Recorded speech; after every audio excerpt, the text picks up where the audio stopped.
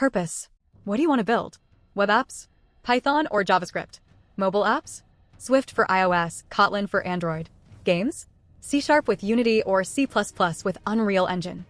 Ease of learning. New to coding? Start with Python. Its syntax is simple and readable.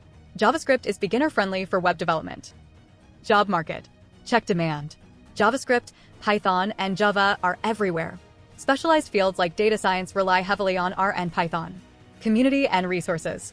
A strong community means more help. Python, JavaScript, and Java have massive communities and tons of tutorials.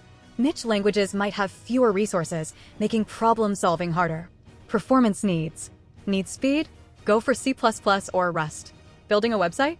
JavaScript or Ruby will do. Performance-heavy tasks like game development or system programming require languages that handle speed and memory efficiently. Future-proofing. Some languages evolve faster than others. JavaScript and Python are constantly updated and widely adopted. Choose a language with a strong ecosystem and long-term support.